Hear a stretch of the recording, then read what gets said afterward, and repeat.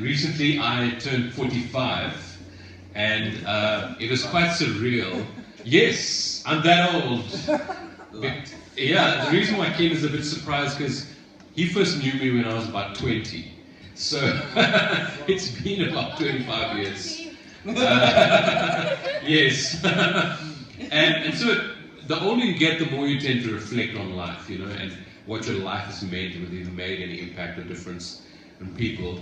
But what I like about my wife is that she's always very thoughtful about the gifts she gets me every Christmas. Sorry, not every Christmas, every birthday, right? So it's not just, Matt likes these things, I'll get him these things. And so a few weeks before my birthday, she was really excited about the gift. And she said to me, you will never know, you will never guess what I got you for your birthday. So in my mind, I'm thinking, what is this thing? What could it be? And she said, she even showed it to some family members, and they're like, yeah, Matt's going to like that. So when she did the take-a-lot order and she fetched the box, I said, I don't want to see the box, because if I look at the size of the box, I'm going to guess what it is. I don't want to touch it. I don't want to feel it. She said, you will never guess, even if you see it. So I was like, okay, so I'll wait for my birthday. And on my birthday, she hands me the gift, and I open it, and it's something called Hitster. I don't know if you've ever heard of a game called Hitster. Basically, there's a whole pile, probably hundreds and hundreds of cards, and on each card there is the name of a song, the name of the artist who sang the song, and the year in which the song was written and got out to the world, right? And so basically, you divide yourself into teams, and with a QR code with your phone, you scan on the opposite side of the other end of the card, QR code, and then you put your phone down, and then your phone plays the actual song. And people have to guess the name of the artist, the name of the song, and the year is hard, so if you guess the decade at least. If you guess the decade, then you get all three right and you get a token. My word, have you been having fun with this game? I mean, this game is phenomenal, right? It's so cool. We're going to play it one day at church, so it's going to be fun. But I'm so amazed at how she instinctively knew, and the people around Kirsty instinctively knew that I would like this gift. How would she know that? And that leads me to the question that I pose on the group, and that the question I'm posing for today is, who are you? I mean, do you know who you are?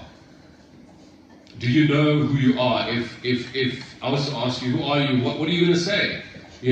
Some of us are tempted to say, well, I'm a Christian, or I'm a father, or I'm an engineer, whatever the case is, but who are you really?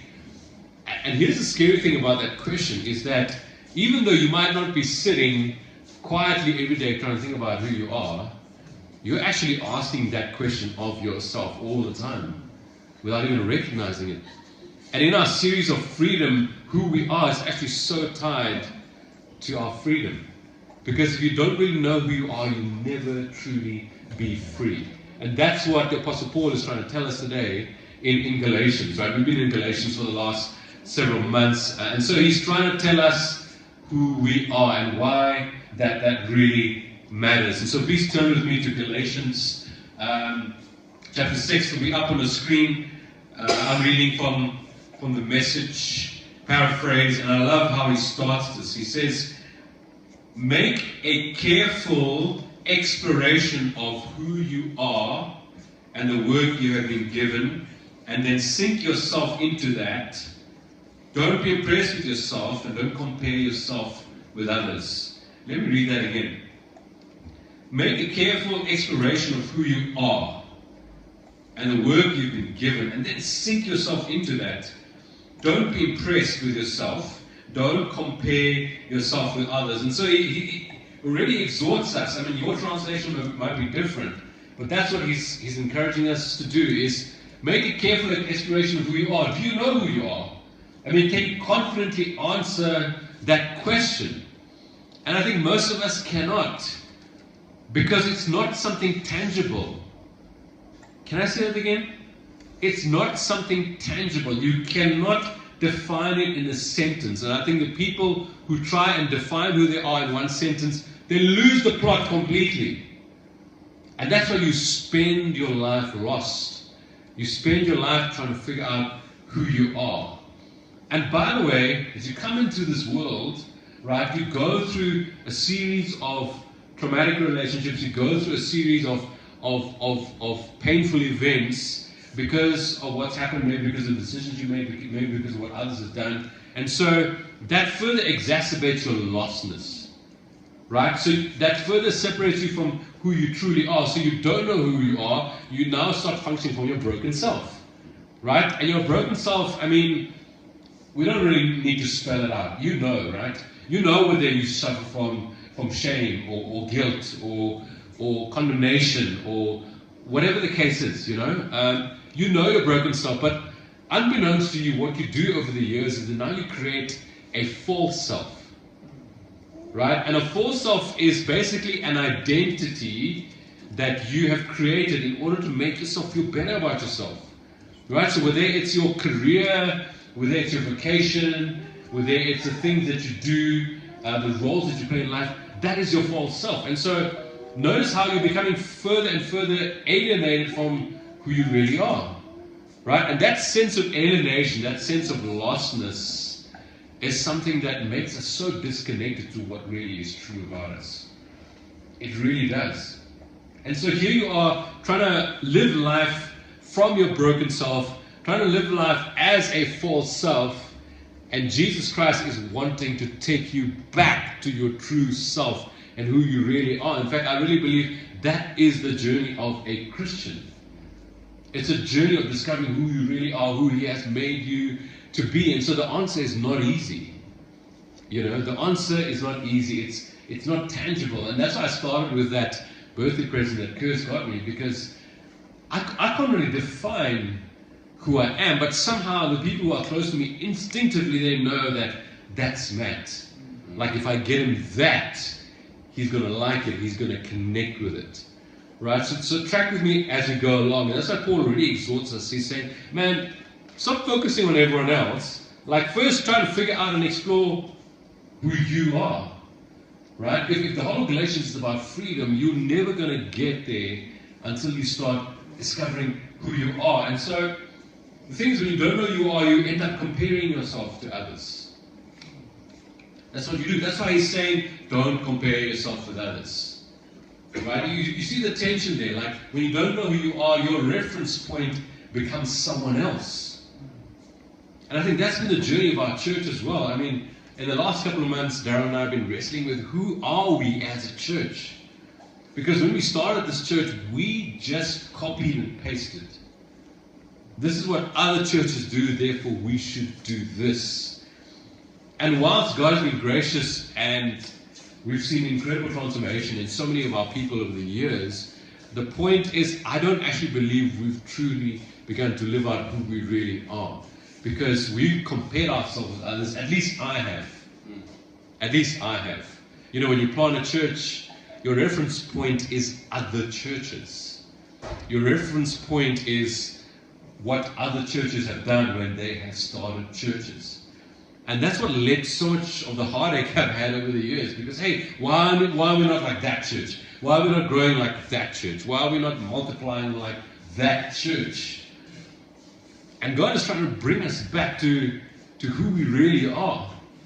Right? And so, if you're sitting here today and you're comparing yourself with someone else, whether it's someone at work, whether you're comparing yourself with another parent, maybe I'm not as good a father as that guy, or not as good a mother as that woman.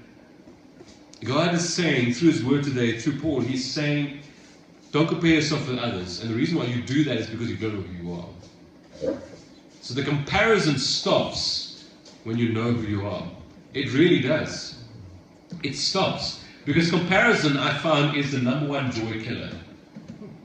It really is the number one joy killer, because here you are, you're on the path that God has set for you, and you're busy discovering who you are, but you get lost, and then you start comparing yourself, and then you're like, oh, wait a minute, I'm frustrated with myself because I'm not like that person, or this church is not like that church. That's what Paul is saying. Don't compare yourself with others. First, find out who you are, and then work on that. right? And then work on that. That is the most exciting journey you can ever go through. And here's the other thing as well. When you don't know who you are, you become enslaved to the opinions of others. So you don't just compare yourself to others, you become enslaved to the opinions of others. And so they might say something that is maybe negative or contradictory or critiquing you and who you are, and immediately your world falls apart. Immediately you're upset. Immediately you're grumpy. Immediately like your day is ruined. That's because you don't know who you are, so your opinion of yourself is so based on others' opinion of you. That's what fear of man is, by the way. It's like your whole existence, your whole identity is based on other people's opinion of you. Man, you know, think about when Jesus Christ walked the earth, man, he didn't have a favorable opinion with many people. In fact, the longer his ministry went, the less favorable he became. To the point where at the very crux, at the very apex of his ministry, there wasn't anyone around him. It was only the disciple whom he loved and who loved him, John, and his mother, who were there at the cross, right? And here's the thing, like, you will find that in your journey on this earth, the more you discover who you are and who God has made you to be, you will start to feel more and more alienated from people. And I'm not saying this, you know, as, yeah, it's a naughty badge, you know, oh yes, you know, I'm different, you know, no one identifies with me. No, I'm not saying that. I'm saying, like, because the road of eternal life is narrow and few will find it, Jesus says, that's why the more you discover who you are, the more alienated you'll feel. But you'll see in a moment why that's actually a good thing. That actually is a good thing. And this is why Paul encourages us this way. And then he carries on in verse 5. He carries on the point and he says, each of you must take responsibility for doing the creative best you can with your own life. Read it again. Each of you must take responsibility for doing the creative best you can with your own life. So the bottom line is, when you begin to discover who you are, you will want to grow. Because now you're like, oh, now I know who I am. Now I know who God has made me to be. I cannot settle with that version of me. I want to upgrade, right? I want the better version, right? I want Matt 2.0 and Matt 3.0, because that's when I'll continue to be more and more fully alive. Right? So you see the difference between not knowing who you are. Not knowing who you are, you're continuously comparing yourself with others, and you are enslaved to the opinions of others. When you start to discover who you are, who God has made you to be, you will want to grow naturally. You're like, I found what I've been looking for. I found the way God sees me. I found what He had in mind when He made me. Now I want to grow. Now I want to be a better version of that. That's what gets you going. That's what revs you up. That's what motivates you. That's what gets your goose flowing. And I think, you know, in my own journey of self-discovery, like, I've actually stopped trying to figure out who I am. You see, that's the paradox. Because along the journey, you stop trying to now define it in one sentence. Because when you start discovering the things that really resonate with you, then you know that you're moving in that direction. And you know that God wants you to build your life around those things, because when you grow in those things, that's when you're going to have the most impact in the world. That's when you're going to have the most positive effect on the people around you. And I think the tragedy of life for me often is when I meet people who I haven't seen for like, years. I don't mean you, Ken. But, you know, some people who I haven't seen for like 5 or 10 years, and I see them at some event, and they've not changed. That's the scary part. They've not changed, they've not grown. They're just the same as I knew them all those years ago. Whereas, when you walk with Jesus, He's continuously trying to show you who you are. And we keep refusing that. We keep going, no, I just will continue to live with my false self. I will continue to just live with my broken self. And in the meantime, we continue to cause hurt and damage to other people. And that's why Paul is so clear here, that he's tying our freedom to really discovering who you are and then working your best at that, because then you become the better version of who you are, right? And so pay attention. Pay attention to the things that you resonate with. Where sometimes you may even think it's just like a side hobby. You know, I'm too busy because I have to work and do this and that and pay bills. I'll do some of those things because it gives me pleasure, or because I connect with it, or whatever. Pay attention to those kind of things. Pay attention to what gets you excited every day. Pay attention to those moments in your life when you make an impact on others. Because when you do that, chances are, in those moments, you are actually becoming who you really are. But you've just ignored it because now you're focused on everything else that life and society has told you that you have to do and be. You see, that's legalism. Right? That's legalism. That, in essence, is the thing that society has created that you must ascribe to, and in the meantime, you're lost. In the meantime, you don't know who you really are, and therefore it keeps you enslaved, it keeps you stuck. You are never free. You are never free. You continue to become enslaved. And so I love that Paul addresses this, but then he doesn't leave us hanging, because he continues to speak about this, and then the crux of what he's speaking is in Galatians 6:14, right? And this is what he says.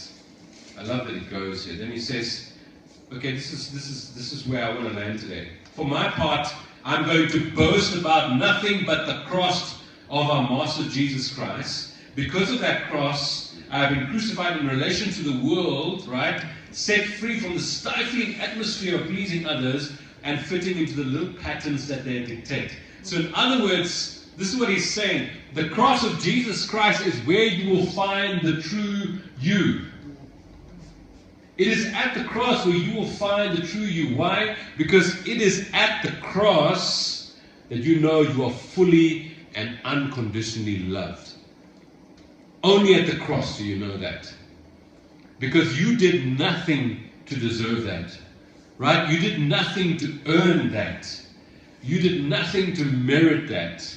It's God's full and free and unconditional love for you displayed at the cross. So when you know, friends, that you are freely and unconditionally loved, that sets you free.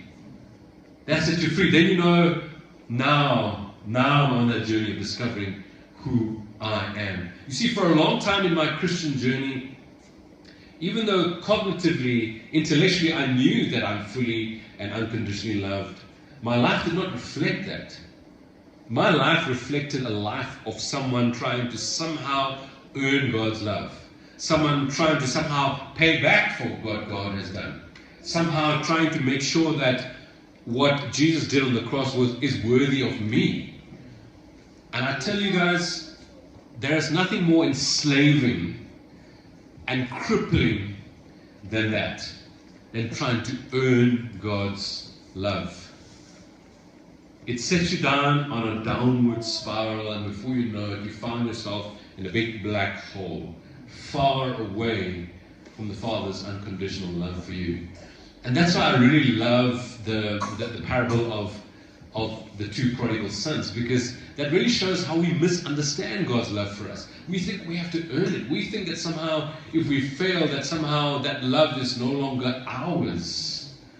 Oof. And Paul is saying, now I'm not going to boast in anything else but the cross of Jesus Christ. Because it's at the cross that it sets me free. It's at the cross that I know that I'm unconditionally loved. There's nothing more freeing than that, friends. Because when you do this, you're growing and you're no longer dependent on having to please other people. Right? And that's why Paul is saying, I've been set free because I'm now no longer enslaved to the opinions of others and everything that man has set up in order for us to behave in a certain way, in order to be accepted in a certain way. You see, so when you start finding out who you truly are, your unique self, you know that you are different, but that difference doesn't actually keep you away from people. It doesn't. Because the more you heal, the more you realize that your journey of healing is for the benefit of others. It's not just for you.